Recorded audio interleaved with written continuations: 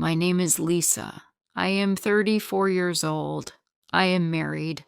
My husband's name is Raymond. He is 38 years old. Raymond is a wonderful husband. He is kind, smart, and funny. We have been married for 3 years now. Every day with him feels like a gift. We both work hard every day. After work, we love to spend time together. We share everything. Raymond and I have big plans for our future. We often talk about having a baby. We want to start a family very soon. I often dream about a small baby in our home. I feel very safe in my life. I trust my husband completely. I believe he loves me more than anything in the world. Raymond shows me his love every day. Our marriage feels very strong. I think this happiness will last forever. I do not know that my world is about to change. One evening, my husband, Raymond, went to take a shower. Suddenly, Raymond's phone lit up. A new message came. It was from Stella. Stella was my husband's ex-girlfriend. I knew about her, of course, but I never thought about her. She was part of his past, but this was strange. Why was Stella texting Raymond so late? I picked up his phone. I knew it was wrong to look at his messages, but I could not stop myself. I opened her message. It said something about a doctor visit and then the baby. I froze. My heart beat fast. This did not make sense. We were planning to have a baby. What baby was Stella talking about? I scrolled up looking for more messages from her. There were many. I saw texts about how she felt sick and about how she was scared of being a mother alone. Her pregnancy, her baby. My body felt cold.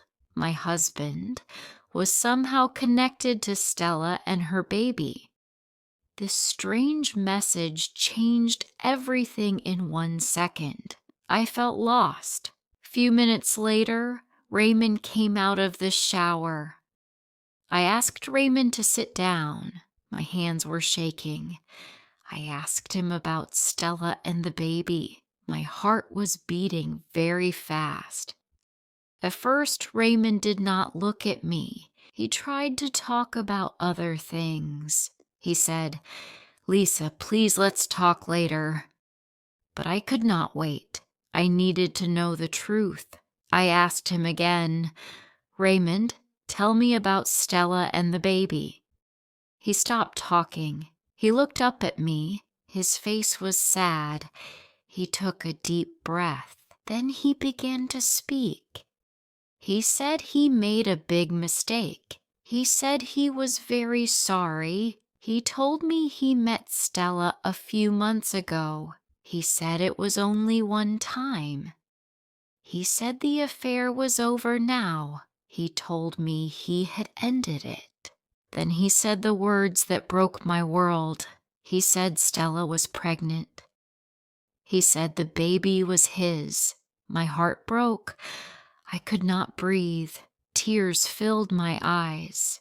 My whole world fell apart. I looked at Raymond. He was my husband, the man I loved, the man I trusted. Now he had told me this hard truth. I felt hurt. I thought about our plans of having a baby. Now he was having a baby with another woman, his ex-girlfriend. I knew I had to meet Stella. She was carrying my husband's baby. I did not want this meeting, but I could not avoid it. Stella came to meet us. She acted like everything was normal. She spoke about the baby and future plans. I felt angry. But I did not want to show her how much I was hurting. So I stayed calm. Raymond was there too. He sat between Stella and me. He looked very nervous. Stella asked Raymond about things for the baby's room. Raymond answered her questions. It was hard to sit and watch them plan for their baby. I wanted to scream, but I said nothing. Life at home was now very different. Every day felt long. We sat at the table, but we did not talk much. Raymond tried to be sweet to me, but I could not forget what he had done. Then the phone would ring. Sometimes it was Stella. Raymond would take the calls, often moving to another room in the house. I could not sleep well. We had to meet Stella again. It was not a choice. We needed to plan for the baby. These meetings were always hard. We talked about money, who would pay for the baby's food, and doctor visits. Then we talked about Raymond seeing the baby. When would he visit? How often? Because of this baby, Raymond would always have a connection to Stella. She was not just his ex-girlfriend. She was the mother of his child. They would always be in each other's lives. They would always talk. I felt sad. My marriage with Raymond was not just ours anymore. It was now tied to Stella and her baby. Raymond looked tired and worried. I knew he tried to do right, but I also knew his choices had changed our life forever. One evening, Raymond was looking at his phone. His face became serious. He looked at me, then looked away quickly. He told me that Stella was not feeling well. She had some pain. She had gone to the hospital. My heart felt heavy. I did not know what to say or how to react. I just sat there listening to him. Raymond then said he had to go to her. He did not ask for my permission. He did not ask me if I wanted to come or if I was okay. He just stated his decision. He stood up quickly from the sofa.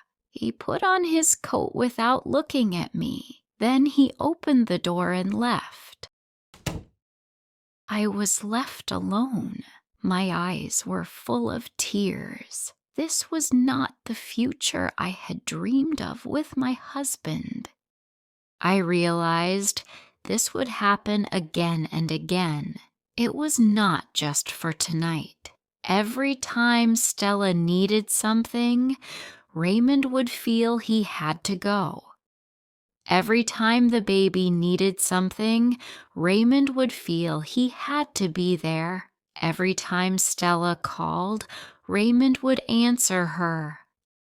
I understood that I could not live this life. I could not share my husband with Stella and their baby. I knew I had to make a choice. I could not stay in this situation. The house felt like a place I could not stay. After the night Raymond left for Stella, I had to leave. I went to our bedroom. I opened my suitcase. Slowly, I began to pack my clothes. Then, I sat at the desk. I wrote a letter for Raymond. It was important he understood. I wrote that I could not stay in our marriage. I needed a life without lies. My heart was broken, but I had to choose myself. I put the letter on the kitchen table for him to see. My hands were shaking as I picked up my suitcase. It was scary, but it felt right. I walked to the front door. I looked back at the house one last time. It was the end of Lisa and Raymond's story. I opened the door and stepped outside. Walking away was hard. But I knew this was the right choice. My heart was hurt, but I was not broken. I was still standing. I was ready to build a new life. This was my new start. If you liked this story, please like, comment, share, and subscribe.